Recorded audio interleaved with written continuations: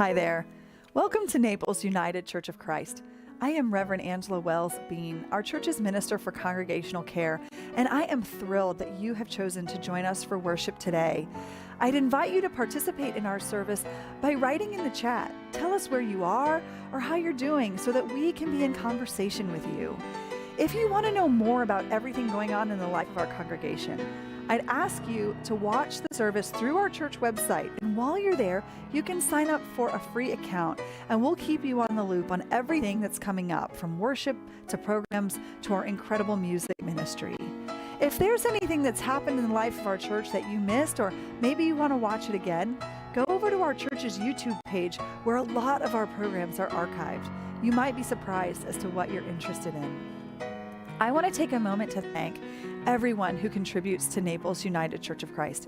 It is because of your generosity that we are able to offer so many of our programs online and with such high quality. So if you contribute or you have in the past, thank you so much. And if you'd like to donate to our congregation, you can click on the link that's in the chat, or you can go over to our church website and donate. It's really easy. As your minister for congregational care, I am here to offer pastoral support to everyone in our church, and that includes you. So if you'd like to be in conversation with me, please send an email or call the church office, and I look forward to getting to know you better. Thank you again for joining us, and now let us center our hearts and minds as we prepare for worship.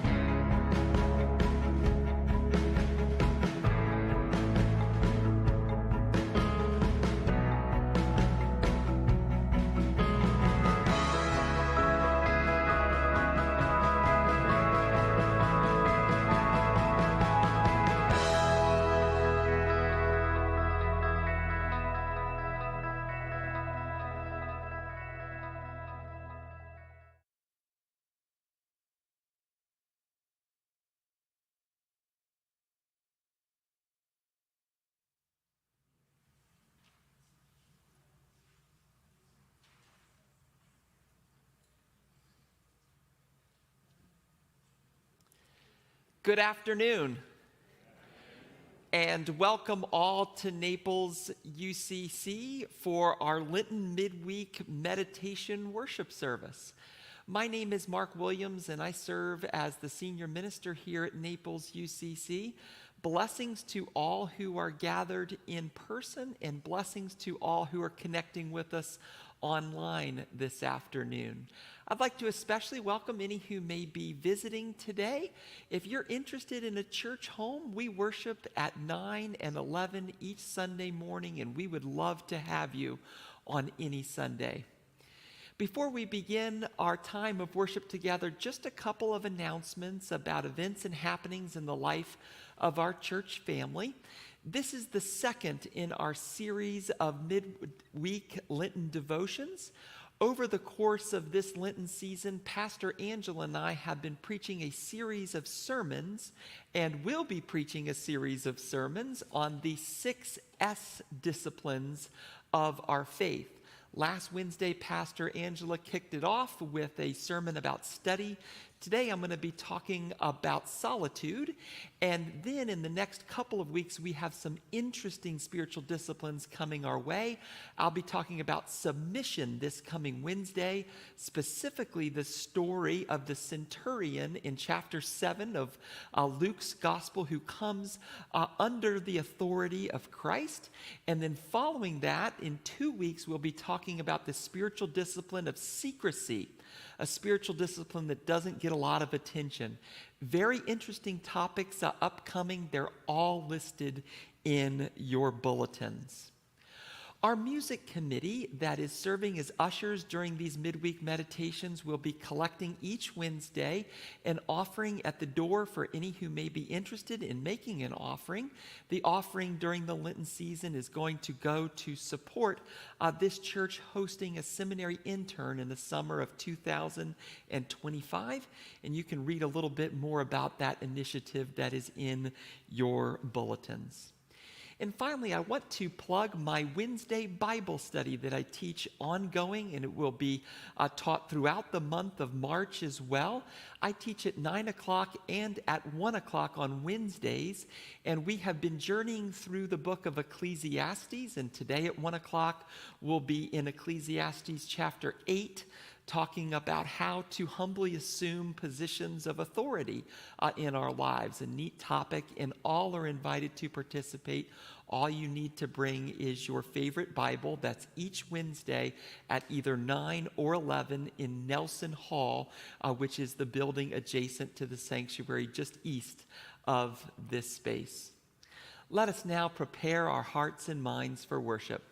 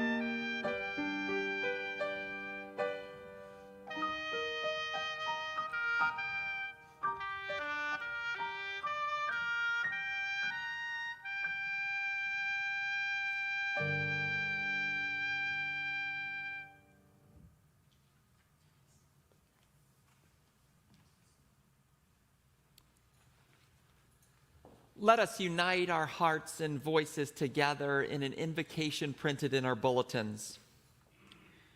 You, O God, are beside us, in front of us, around us, and within us. Sometimes you appear to us in obvious ways, but you often appear in subtle, discreet ways, inviting us to pay attention. Look just below the surface to evidence of your hand at work.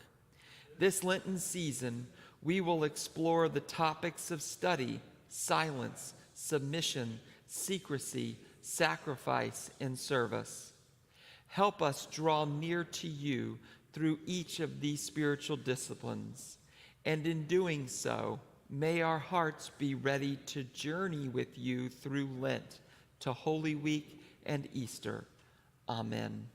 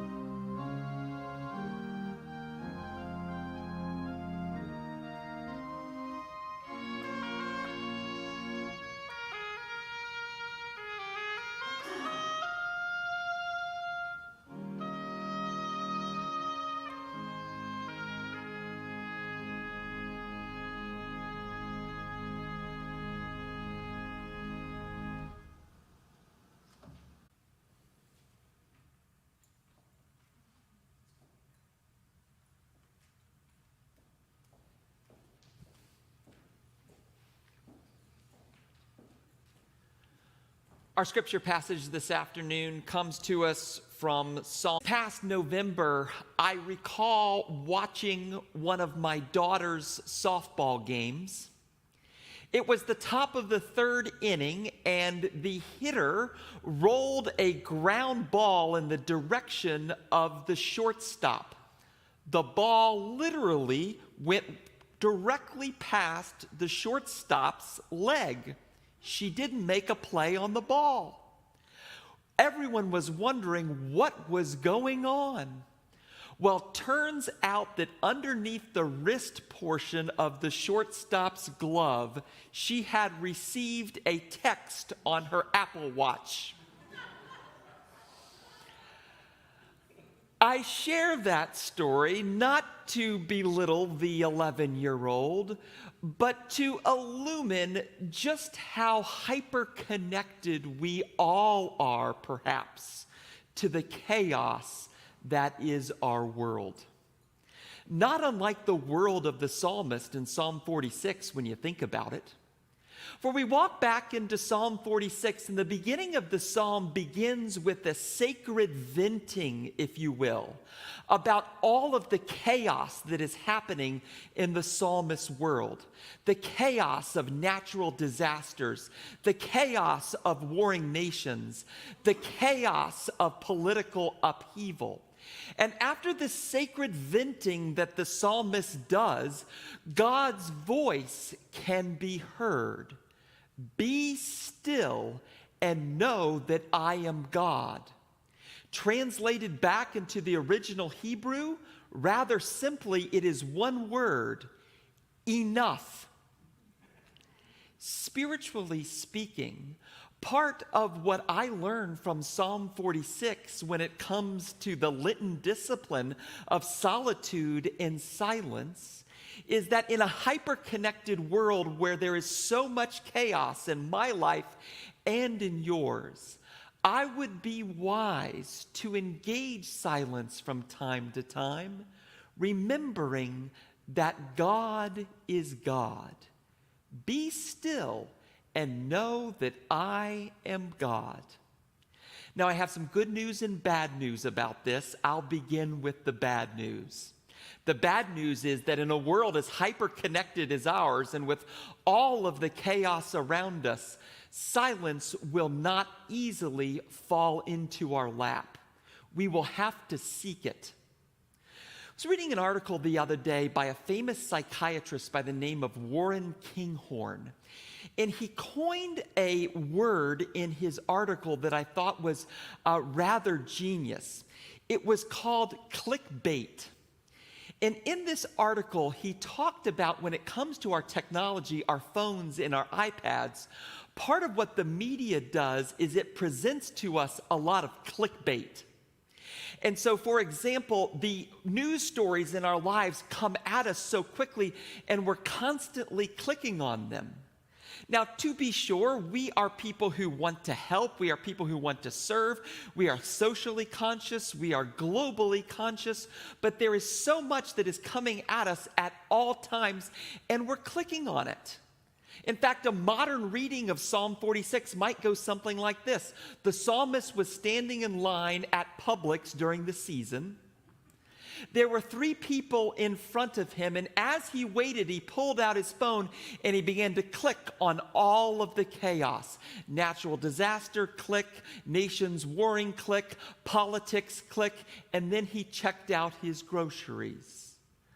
Stillness does not come naturally. There is so much clickbait that happens in our everyday lives. This is a rather astute comment that I heard many years ago by the former director of CBS's 60 Minutes, Rome Hartman. He was talking about the media and how quickly the stories come at us. And he said the real problem with the news in our lives is that we must now, because of the quickness of it all, interpret events before we ever have a time to fully experience them. Never have time to experience events anymore. We are hyper-connected. The chaos is constantly coming at us. Stillness won't just happen. That's the bad news of this spiritual discipline. But here's the good news. When perhaps we are intentional about stillness and silence, God's voice can still be heard. That God is sovereign, that peace can come, that wisdom can come, that perspective can come when we are willing to engage solitude.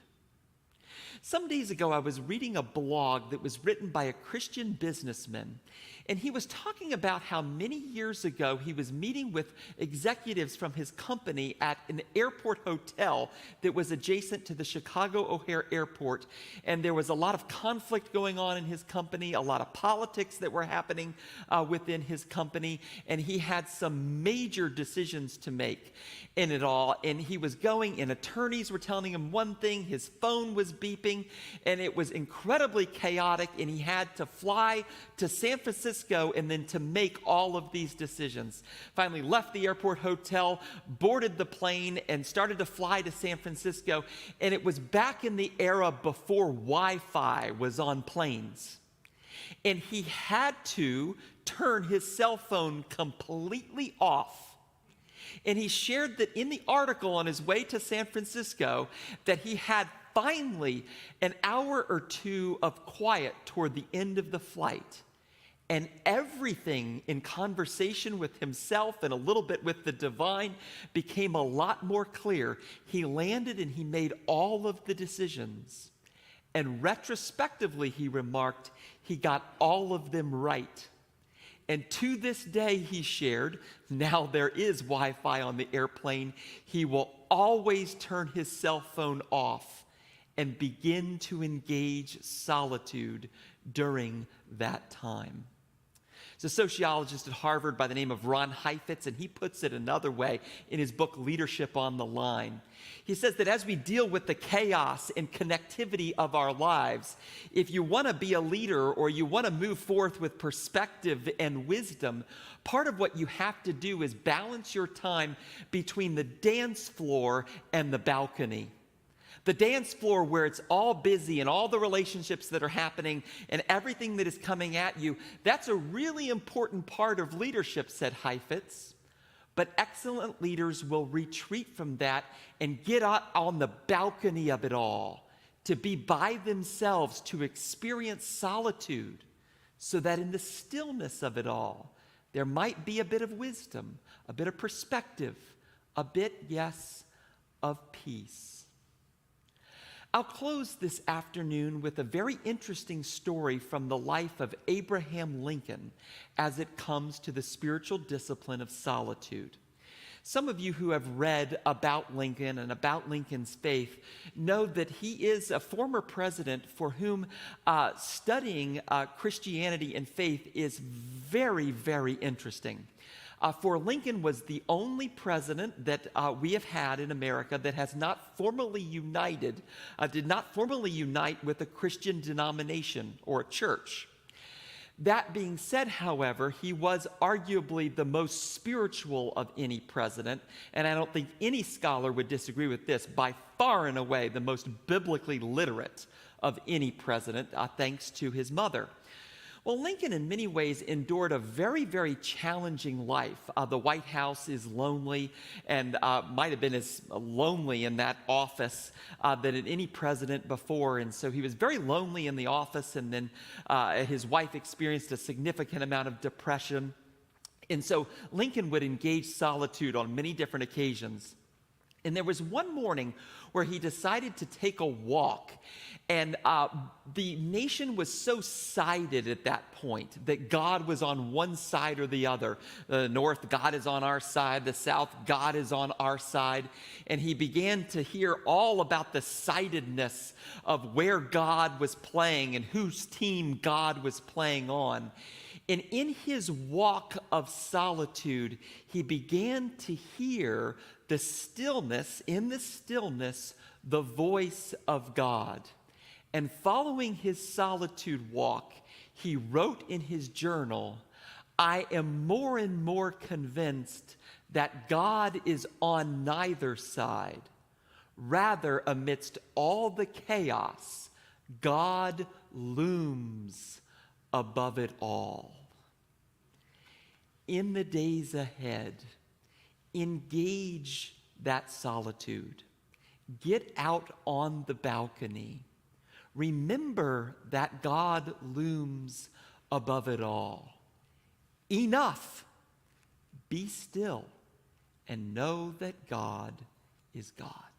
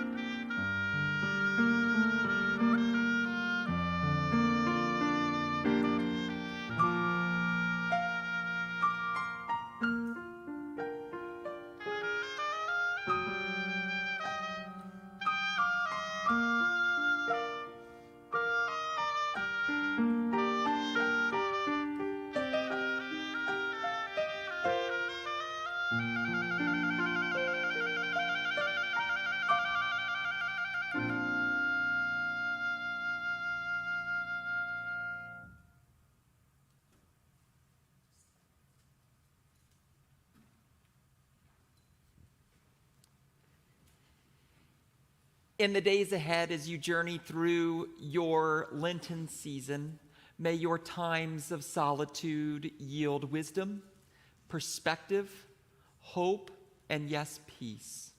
Go in peace.